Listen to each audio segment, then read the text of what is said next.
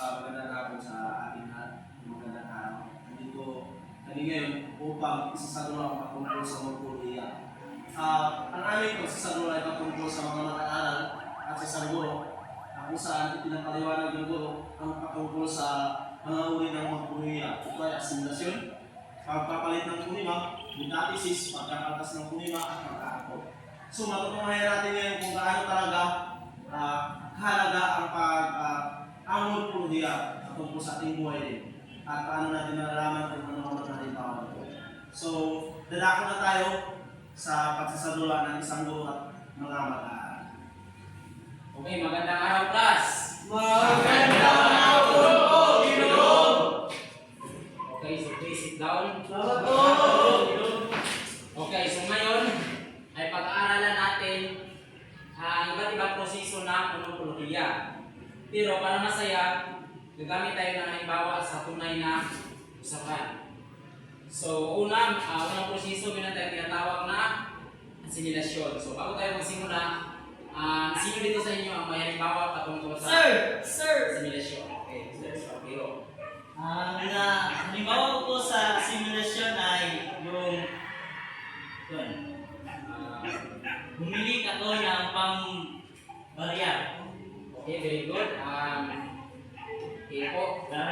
Sir. Okay, so meron pa ba? Mr. Tagupa. Sir, ako naman nagdala ng panlaba. Okay, so yun ay isa rin halimbawa ng asimilasyon. So, please ito po. Okay, so ang asimilasyon ay ito ay pagbabago ng tunog para umagay sa kasunod na kunima. So, magaling at naintindihan natin kung anong ibig sabihin ng asimilasyon. Ito ay patungkol sa pagbabago ng tunog. Okay, so May tanong lang ako. okay, so ano ang meron ka ba hindi naintindihan sa ating Ang pambahay ba ay maaari din halimbawa sa simulasyon? okay, so ang pambahay ay isa siya sa halimbawa ng asimilasyon dahil meron siyang Y sa last letter ng kanyang word. Okay. So natapos na natin ang patungkol sa asimilasyon. So dadako tayo ngayon sa pagpapalit ng kunima na rin bahagi pa rin ng ating gurong pagpapala. Okay, so meron tayong tinatawag na pagpapalit ng kunima. So, sino dito ang may halimbawa patungkol sa Mr. Kapang? Ako bumunta ako sa eskwela. Ako pumunta ako sa eskwela. So, yun ay isang halimbawa ng pagpapalit ng kunima. So, sino pa sa inyo ang may halimbawa? Ako sir. Okay, Mr. Ibay. Ako naman sumama sa doktor. Okay, so isa rin yun sa mga halimbawa ng asimilasyon. Kaya na yung sinabi. So, yun po. Ang asimilasyon, ang pagpapalit ng kunima ay gaya ng sinasabi ito ay isang tunog, ngunit ang pagpapalit ng kunima ito ay para mas madaling bigkasin ang isang salita gaya ng inyong binigay na halimbawa. So natapos na natin ang pagpapalit ng kunima.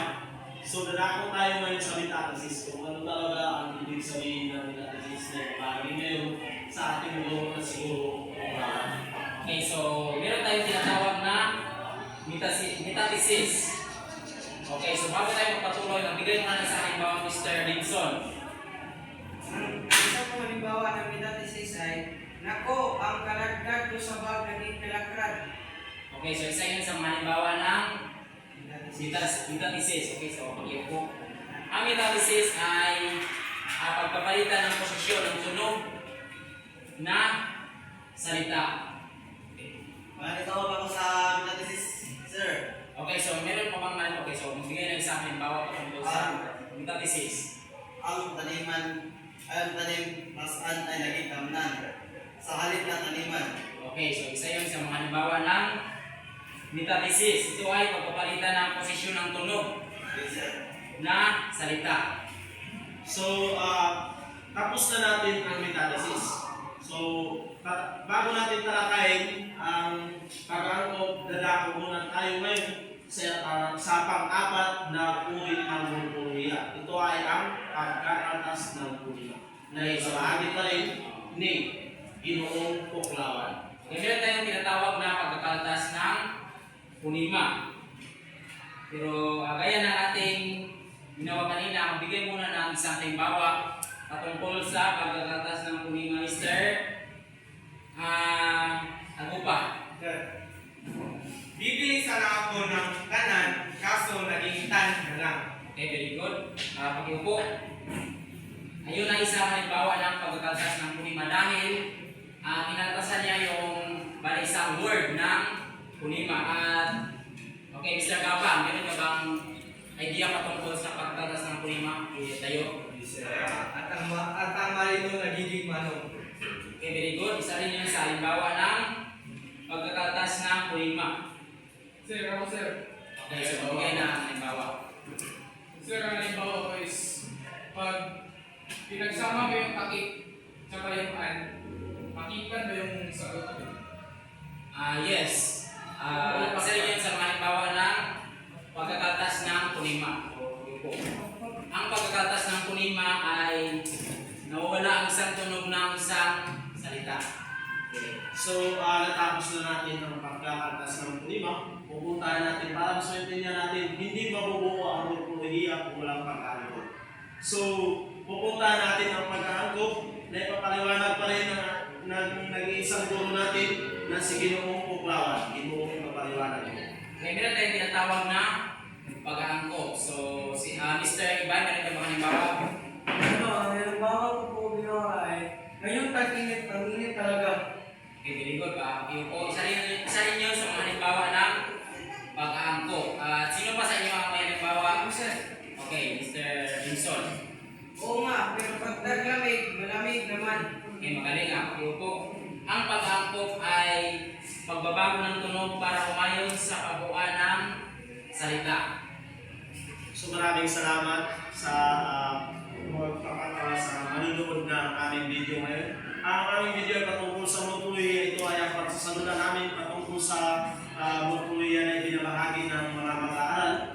At sa isang guro na nagbibigay liwanag kung ano talaga ang ibig sabihin ng morpolohiya ng hinukulit ng morpolohiya. Ito ay ang asimilasyon, kakantas, metathesis, papalit, at pag-aangkop. So, doon lang nagtatapos ang aming pagsasalunan, roleplay, at maraming salamat. Hindi na namin ulitin kasi napaliwanag ito ng isang guro na si Puklawan, at doon ay sasabihin na ni Puklawan ang pagpapalis ng kanyang mga mag-aaral.